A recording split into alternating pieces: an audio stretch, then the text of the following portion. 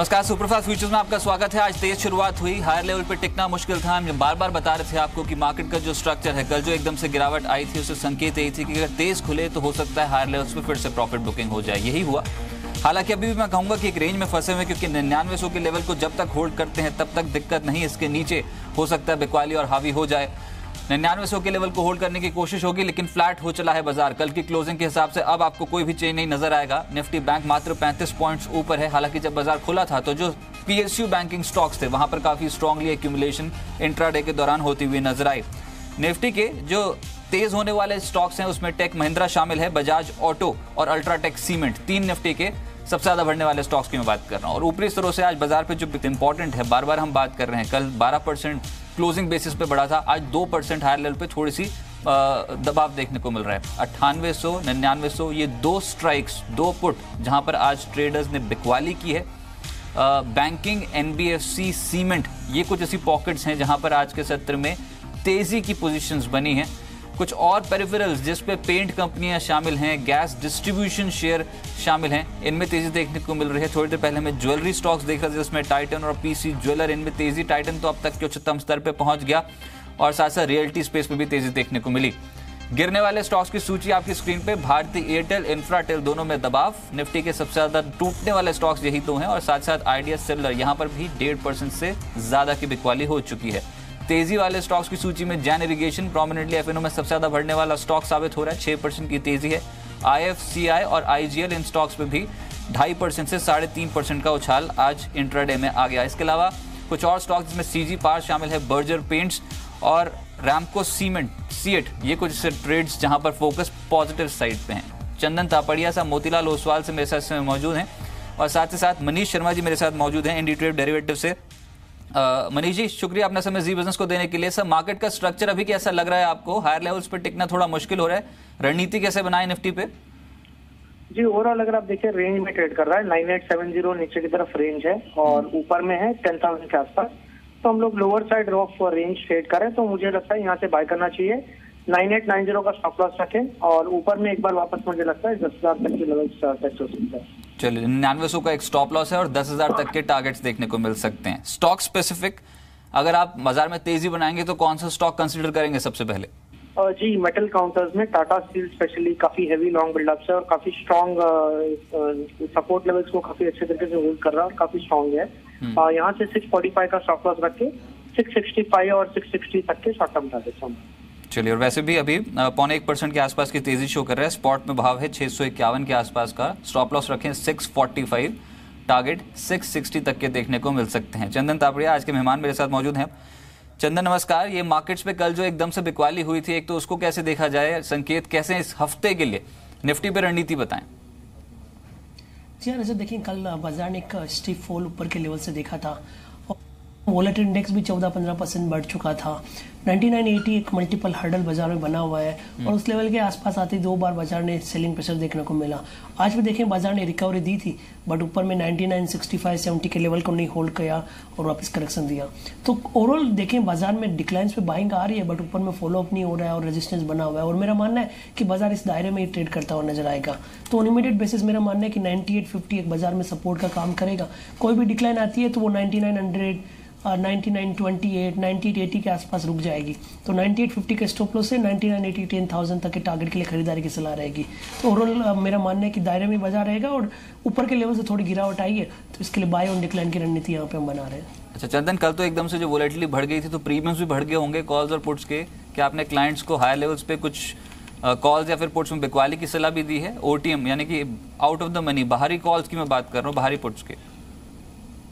जी हाँ, देखिए हम ऑलरेडी क्लाइंट्स को हेजिंग के लिए स्ट्रेटेजी सजेस्ट कर चुके हैं। कल के ट्रेडिंग सेशन में हम 10,100 और 10,000 और 9,800 का बेयर पुट स्प्रेड सजेस्ट कर चुके हैं। आज भी जब बाजार ने 9960 के आसपास रिकवरी दी थी तब हम 9850 के पुट को रिकमेंडेशन ट्रेडिंग के लिए दिया था, लगभग 15 रुपए के लिए मूवमेंट के लिए। लगभग 77 के आसपास रिकमेंड किया था, 92 93 तक का मूवमेंट उस काउंटर उस ऑप्शन में आया था। तो मेरा मानना है कि दोनों तरफ के यहाँ पे मूवमेंट मिल रहे हैं।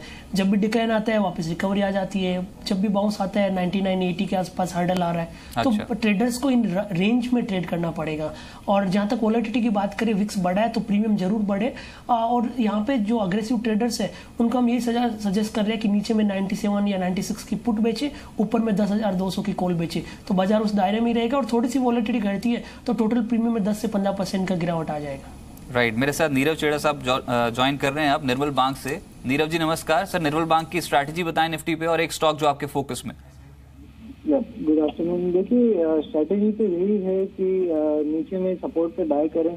सपोर्ट एक 9900 के पास में है और दूसरा है 50 डे मूविंग एवरेज का सपोर्ट जो है 9860 पे। अब यही हो रहा है कि निफ्टी 98 60 70 आके वापस 99 80 99 90 कर रही है, तो यही रेंज में खेलना जरूरी हो जाता है। नीचे में बाय करें ऑन डिप्स, स्टॉप लॉस रखे 9870 का और टारगेट रहेगा 9990 का। अब पीसीआर अगर देखें तो पीसीआर कल नीचे आया था, काफी अच्छा ओपन इंटरेस्ट बिल्टअप हुआ था कॉल्स में विथ इंक्रीज इन विक्स। अब दैट डज सजेस्ट थोड़ी बाइंग हुई थी कॉल्स में। ये एक ही चीज दर्शाती है कि यहाँ से निफ्टी थोड़े ऊपर जा सकता है। तो क्या माने 10,000 वापसी और नीचे की साइड पे 9850 9870 का ही लेवल होगा सर जो क्लोजली वॉच कर रहे हो? Yes, again one more thing I tell you कि अगर 9840 क्लोजिंग बेसिस पे नीचे तोड़ देता है निफ्टी तो काफी अग्रेसिव सेलिंग आ सकती है और निफ्टी नीचे में प्रोबेबली 9600 9550 तक एक जा सकती है। चलिए, अगर बायस पॉजिटिव रखें तो किस स्टॉक पे नजर रखनी होगी ये बता दीजिए। देखिए ये सारी सेलिंग में अगर आप स्टॉक देखें एसबीआई एक कंसोलिडेशन रेंज में चल रहा है। उसमें काफी अच्छी बाइंग देखी गई है in the last few days. अच्छा वॉल्यूम भी हो रहा है, तो मुझे लग रहा है यहाँ से निकलना चाहिए स्टॉक। ओपन इंटरेस्ट के हिसाब से भी काफी अच्छी बाइंग दिख रही है। मुझे लग रहा है स्टॉक एटलीस्ट 290 300 तक जा सकता है। आप छोटा स्टॉप लॉस 274 का रखिए और यहाँ से आप देख सकते हैं अच्छा में एसबीआई। ठीक है, एसबीआई पे खरीदारी करने की सलाह है। 290 का टारगेट है, 274 के आसपास का एक स्टॉप लॉस रखना होगा। प्रदीप हॉटचंदानी मेरे साथ मौजूद है प्रूडेंट ब्रोकिंग से। प्रदीप जी नमस्कार। निफ्टी पे आपकी स्ट्रैटेजी और एक स्टॉक जहां पर तेजी बनाने की सलाह होगी सर। शुक्रिया रजत। फ्राइडे के दिन में हमने निफ्टी के अर्ली चार्ट पे एक ब्रेकआउट देखा था। 9925 से 9950 का जो रेजिस्टेंस जोन था उसको उसने क्रॉस किया था। कल के सेशन में हालांकि सेलिंग प्रेशर देखा गया था, पर फिर भी हमारा एक पॉजिटिव बायस हम कंटिन्यू कर रहे हैं। हल्का जो लो बना था 9860 उसी के स्टॉप लॉस से लॉन्ग पोजीशन होल्ड रखने की सलाह है।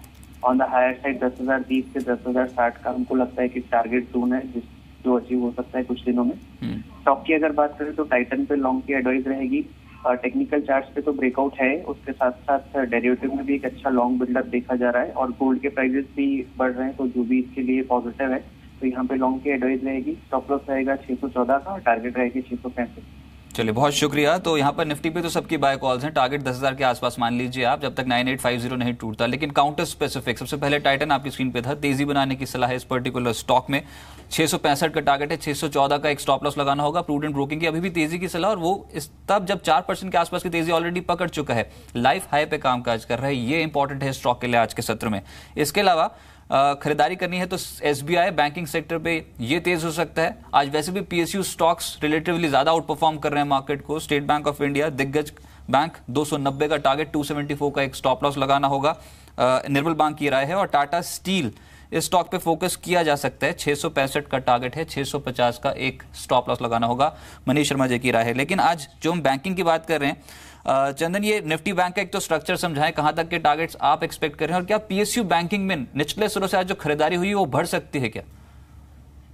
जी देखिए रजत, बैंक निफ्टी भी एक दायरे में ट्रेड कर रहा है। नीचे में थे भी 850, ऊपर में 24,500, ये एक दायरा बना हुआ है। जब भी ऊपर आता है कहीं ना कहीं न्यूज इवेंट की वजह से नीचे की तरफ आ जाता है और बार बार भी 850 24,000 के आसपास सपोर्ट लेता है। और अभी तक कोई ऐसा ट्रिगर नहीं है जो इस रेंज को डिसाइसिव ब्रेकआउट देने के लिए तैयार हो।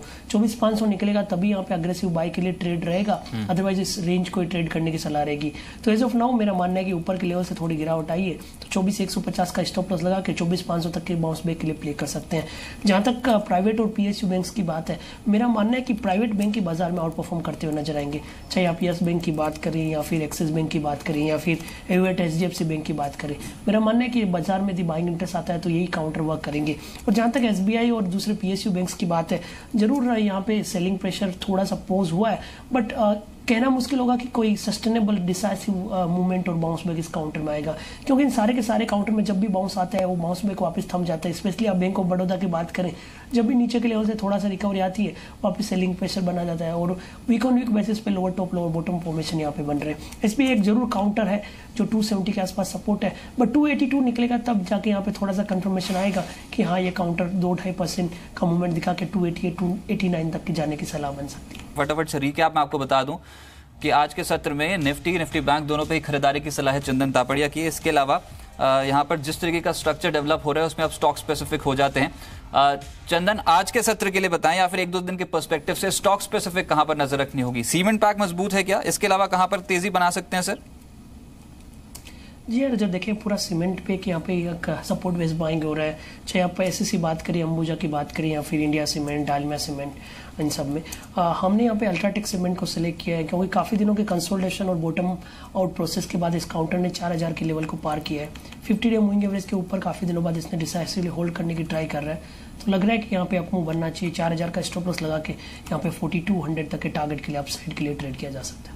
ओके, ठीक है। इसके अलावा बैंकिंग पे मैंने आपसे व्यू पूछा था, इसमें आपने बोला निजी क्षेत्र का पार्टिसिपेशन ज्यादा रहेगा, कौन सा स्टॉक फोकस में होगा?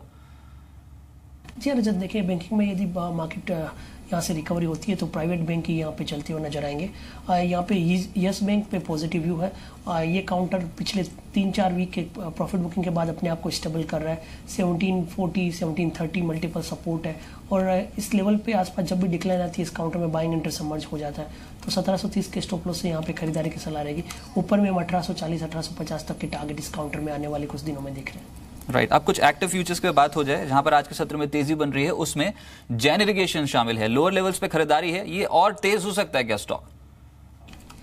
देखिए रजत, इस काउंटर में पिछले 3 वीक के कंसोलिडेशन के बाद ने अपमूव आया है। ऊपर में 110 नहीं निकालता, तो फिलहाल एक बार तो इसमें अपमूव आ सकता है जो 106 107 तक चला जाए, वहां पे फिर वापस पोजीशन को रिव्यू करनी पड़ेगी और किसी के पास यदि पोजीशन है तो लगभग 99.90 का स्टॉप लॉस लगाने की सलाह रहेगी। दूसरा है टाइटन, अब तक के उच्चतम स्तर पे है। ज्वेलरी स्टॉक्स कैसे लग रहे हैं आपको?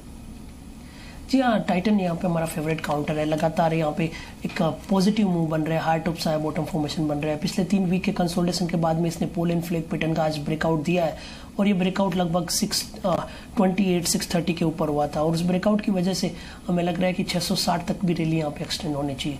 तो 623 का स्टॉप लॉस, 625 के आसपास का स्टॉप लॉस लगा के 660 तक के टारगेट के लिए अभी भी अपमूव एक्सटेंड किया जा सकता है और इंट्राडे में यहाँ पे लगभग 16% के ओपन इंटरेस्ट एडिशन हुआ है और काउंटर अपने लाइफ टाइम हाई के आसपास चल रहा है। टायर स्टॉक्स में पुल बैक है जिसमें सीएट प्रोमिनेंटली, ये स्टॉक तेज है आज सबसे ज्यादा। टायर में क्या अभी तेजी और बढ़ सकती है स्टॉक्स में? जी हाँ, देखिए पिछले लास्ट सीरीज के थोड़े से प्रॉफिट बुकिंग डिक्लाइन के बाद सीएट अपने आप को स्टेबल कर रहा है। 1640-50 के आसपास बाइंग इंटरेस्ट समर्ज हुआ है और अपने एक मल्टीपल हर्डल के आसपास ये काउंटर मूव कर रहा है। आप लोअर डिग्री चार्ट देखोगे तो वहाँ पे कप एंड हैंडल या एक head and shoulder kind of formation इस काउंटर बन रही है। 50 डे मूविंग एवरेज के एग्जैक्ट आसपास चल रहा है, तो थोड़ा सा भी फॉलोअप यहाँ पे हुआ तो आप मूव बन सकता है। तो यहाँ पे भी खरीदारी की सलाह रहेगी। मेरा मानना है कि लगभग 1700 का आसपास का सपोर्ट वर्क करेगा और आज यदि 1745-50 निकल जाता है तो 1820 तक की रैली भी इस काउंटर में बन जाएगी। चलिए, बहुत शुक्रिया चंदन आपका हमारे साथ जुड़ने के लिए, मार्केट्स पे अप्रोच बताने के लिए। यस बैंक और अल्ट्राटेक सीमेंट 2 स्टॉक्स आपने बताए जो यहां से तेज हो सकते हैं, लेकिन इंपॉर्टेंट ये भी है कि वर्चुअल करेंसी मार्केट्स पे एक्टिविटी तेज है।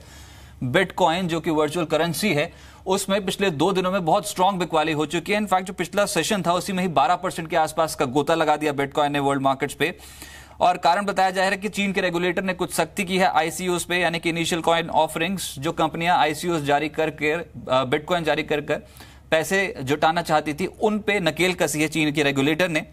यह भी आपको बताना जरूरी है कि 5000 का स्तर छुआ था, $5000 का अब तक का उच्चतम स्तर है 5013 बिटकॉइन का, और अब ट्रेड हो रहा है 4150 के आसपास, यानी कि 2 ट्रेडिंग सेशंस में $865 साफ हो चुके हैं। स्ट्रॉन्ग बिकवाली हायर लेवल्स पे देखने को मिल रही है। ये आपको बता दें कि एक वर्चुअल करेंसी है, अनरेगुलेटेड करेंसी है, लीगल है या इलीगल, इस पे तो सवाल खड़े हुए ही हैं। इंडिया पे तो अभी इंडियन मिनिस्ट्री ऑफ फाइनेंस ने कमेटी बिठाई है, साथ ही साथ पार्लियामेंट्री कमेटी की भी रिपोर्ट आना बाकी है। लेकिन फिलहाल जिस तरीके से ट्रेड हो रहा है बिटकॉइन पे, 2.75 लाख के बराबर है एक बिटकॉइन की वैल्यू, और अब तक मात्र 1.65 बिटकॉइंस ही माइन हुए हैं। इस पे भी कैप है, 2.1 करोड़ का ही बिटकॉइन जो है वो आप माइन कर सकते हैं। इससे ऊपर आप माइनिंग नहीं कर सकते हैं बिटकॉइन की, यानी कि इससे ऊपर आप नहीं छाप सकते हैं बिटकॉइन को, एक तरीके से ये समझ लीजिए आप। इसका मतलब क्या है? कल वर्ल्ड मार्केट्स पे एकदम से क्रिप्टो करेंसी मार्केट पे बिकवाली देखने को मिल रही थी। शमिक बोसा मेरे साथ मौजूद हैं। शमिक जी नमस्कार, स्वागत है आपका। सर, ये जो वर्चुअल करेंसी मार्केट है ना, बिटकॉइन, लिटकॉइन और साथ साथ मोनेरो, इनमें बहुत स्ट्रांगली बिकवाली देखने को मिली कल के सत्र में। आज भी 4% नीचे हैं।